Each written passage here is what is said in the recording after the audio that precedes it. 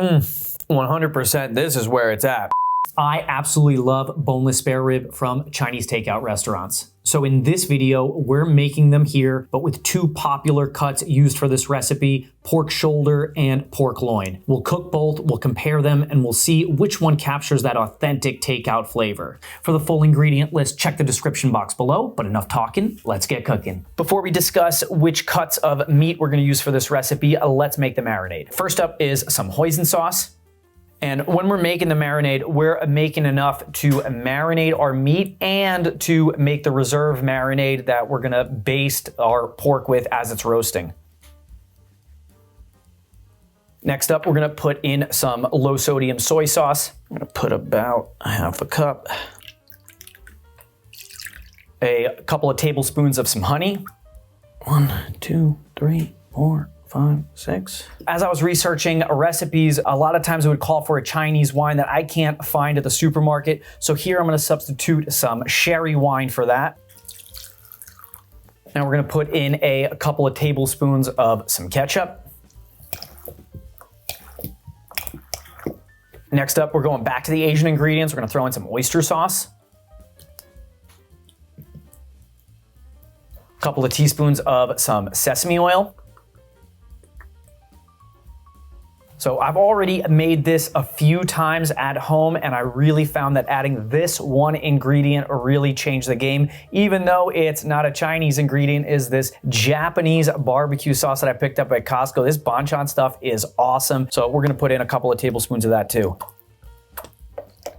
One of the quintessential ingredients in this roast pork recipe is this Chinese 5-spice powder. So this I can find at most supermarkets, even though this is a pretty authentic Asian ingredient, especially in like Chinese restaurant cooking. Maybe it's not used too much in like home stuff, but Chinese restaurant, this is key. This stuff is super potent, so just a little bit. Now to get that deep red color, I've seen a lot of them use food colors or a red fermented bean paste. I can't find that at my supermarket. I'm also not into the food color, so what I've been using is this beet juice. I happen to have some on hand because this is what I drink before I go work out. This is gonna give this a really nice deep red, and beet juice has a very, very mellow flavor. It also makes the marinade nice and liquid, and it coats the meat really well. This stuff stains everything, and this is exactly what we want from that nice deep red color. So a little bit of some beet juice. And now let's give this marinade a mix. This bowl is too small. This bowl is definitely too small. So what I'm gonna do is I'm gonna transfer this over to a bigger bowl. Remember, don't be afraid to pivot when you're cooking. If you notice you grabbed the wrong bowl and that bowl's too small, go get a bigger bowl. All right, now I have enough room to whisk this. So let's give this a mix until all of those pastes, like the honey, the hoisin sauce, the oyster sauce, they all incorporate into this nice, beautiful liquid. And look at this beautiful red color too. When I think boneless spare ribs, I always think of that deep red color. So that is kind of like essential in this sauce. And if you want to use food color, you can, but I think that the beet juice really does the job, gives it that super red color, and it's just a little healthier in my opinion. Now that our marinade's complete, let's set this aside and let's talk cuts for this recipe. So as I was researching cuts of meat for this boneless spare rib recipe, I kept running into two that kept on popping up. So one was a boneless pork loin. I get these at the supermarket pre-cut, and they're already cut out of the loin into these like barbecue strips. And the other cut that they keep calling for is pork butt or pork shoulder. I tried to find a boneless pork butt. They didn't have that, but they did have this picnic shoulder, which is very, very similar and interchangeable. So these are already pre-cut, but let's cut up the pork shoulder like I would and try to get them in similar shapes to this. So now you can see that this is just a part of the shoulder that we got to remove this fat and see if we could turn it into strips. You can see it's a very high fatty marbled piece. The loin is a little bit leaner. So let's cut this up so I can get similar shape to that pork loin that I have. So usually I like to separate this out into parts. I'll take this one part and I'll try to work with the lines that are already in there. This will be another one piece right here. And then I can cut this probably into half. And now let's see what type of fat and skin. So these usually come skin on with the fat cap. So I'm gonna see if I can remove a lot of the fat and skin and just get down to that meat. You know, the shape of the meat doesn't really matter because in the end we're gonna cut this all up into little pieces. And I'm gonna try to remove all the big chunks of fat and skin.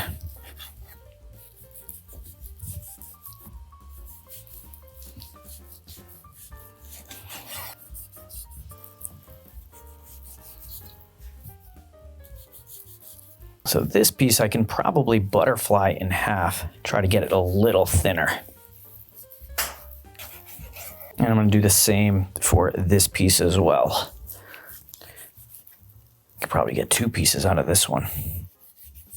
Remember, always let the knife do the work. You can see once I start feel like I'm tugging on it, I'm hacking through it, I'll really slow down and let the knife do the work.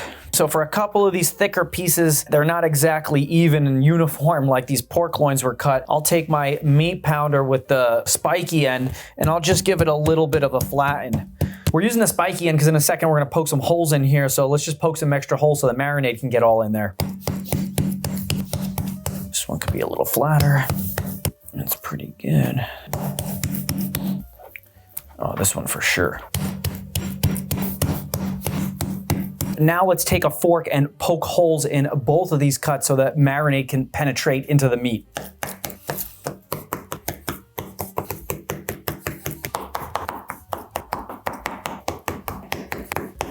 Now we're gonna take each one of these cuts and put them in their own 1-gallon Ziploc bag and throw the marinade in there.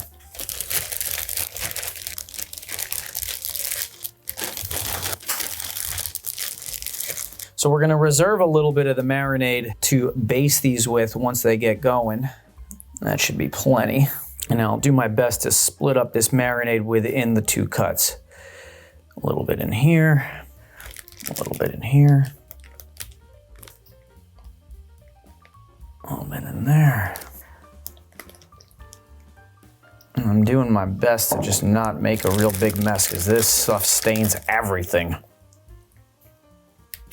Great, no big disasters. So now I'll mix the marinade so it well coats the meat and give these a seal.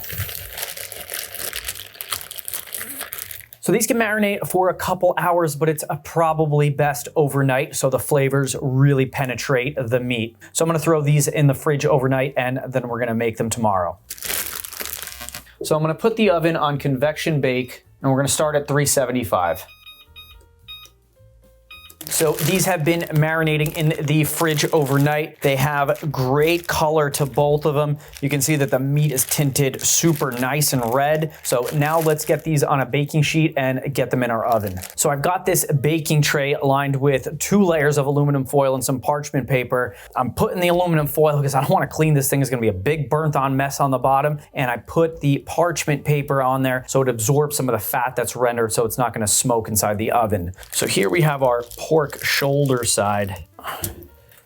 And you can see this beautiful red color penetrated the meat. And I'm gonna do my best to figure out how to arrange these on this. There we go.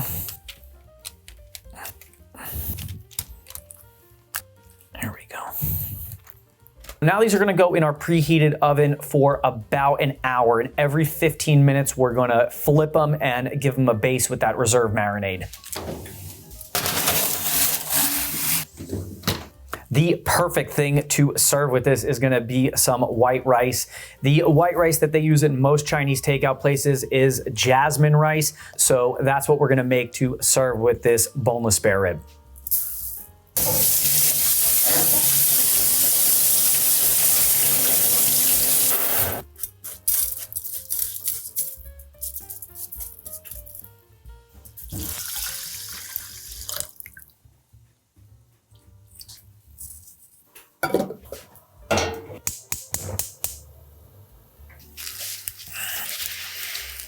Now I'm gonna flip each one of these and baste the other side. I like to do the flipping because there's fat content on both sides, and whatever fat's on the top is gonna get a little bit more rendered than the fat that's on the bottom. So as I keep flipping them, it's just gonna give the chance for the fat to render from both the bottom and the top. So we're gonna give each one of these a flip. And now we're gonna give them a base with this beautiful sauce.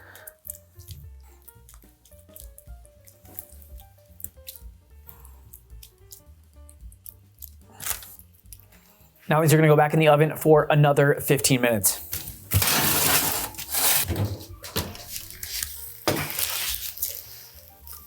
We're about halfway through. We're starting to get some nice little char on the outside of these. That's how we know that we're starting to get closer to the end. So we're gonna do the same thing that we did before. We're gonna flip these and rebaste them.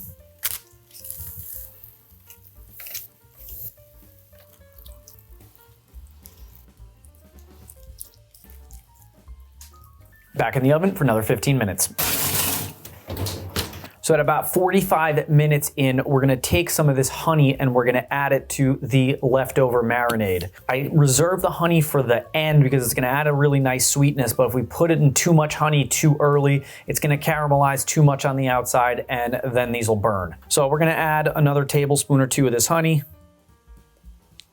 And I'm just gonna mix it in with my brush.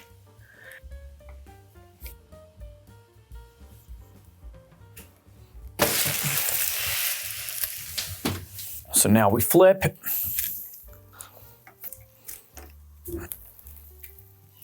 And brush with the marinade that has that little bit of extra honey in it.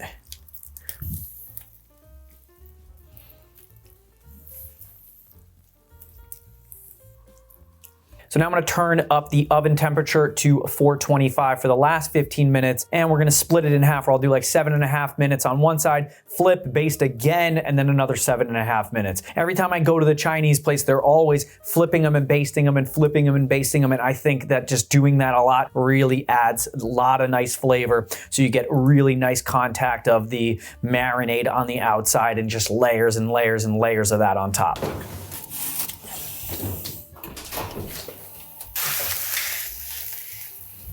The color on these is absolutely gorgeous. So let's flip them one more time and do the last baste and send them in the oven for another about like 7.5 minutes.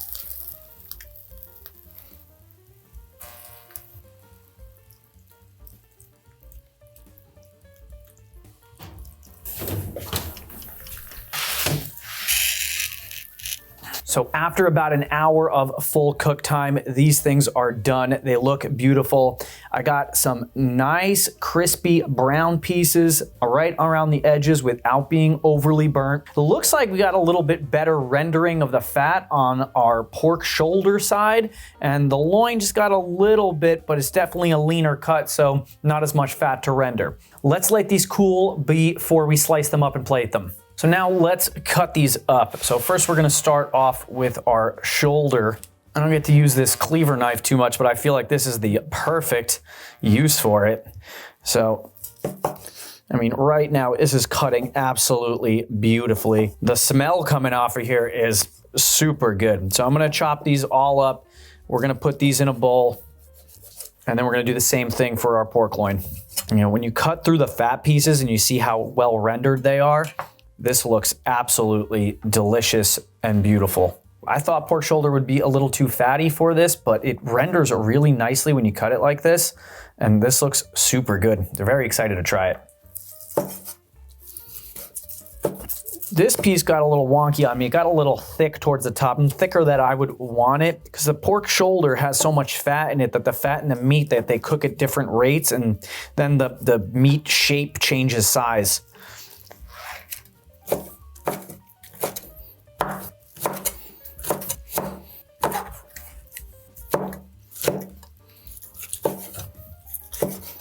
And now we'll do the same thing for our pork loin. You can definitely tell that the pork loin is way leaner than the fattier pork shoulder. That pork shoulder's got a lot of fat on it, but that fat renders really nicely and really lends to the flavor of the dish. You know, sometimes when I order this from Chinese takeout, I don't know if I like it better if it's leaner or it's fattier. Sometimes I get the fattier ones and I don't like it visually, but then when I start eating it, it'll taste really good, especially if they can render the fat, especially on those crispy ends. The pork loin is definitely more uniform in size. Each one of these pieces is about the same size. It didn't contort like the pork shoulder did. I don't know if I really care about that. I never really thought about the shape or the size of my boneless spare ribs. But these are definitely way leaner. So maybe if I want to eat this recipe and I'm trying to be a little healthier, that might be a better option. In this video, we're all after the flavor because I just want it to be just like the takeout places. And although the pork shoulder was a little fattier and this one's a little leaner, generally leaner meats are easier to cut, but I found the pork shoulder cut a little easier. I don't know if you can see the difference in between these two cuts. So this is the pork shoulder and you can see how it's glistening. This kind of looks like what I would see when I go to a takeout restaurant. This looks way leaner and is definitely probably not as flavorful. So already visually, I'm giving the nod to the pork shoulder. The hardest part about this recipe is cleaning these grates, but at least I don't have to clean the sheet. So I'll give these a little soak, they'll clean up nicely. And now with the rest of it, all we gotta do is fold up this aluminum foil, and we went 2-ply, so nothing should have leaked through.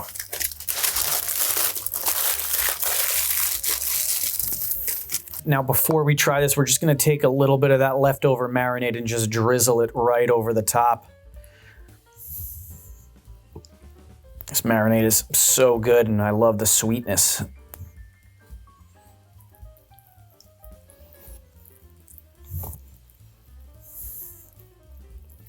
So now let's plate some of this rice.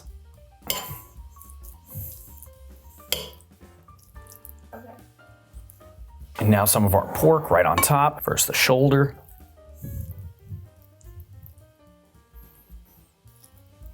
And now a loin.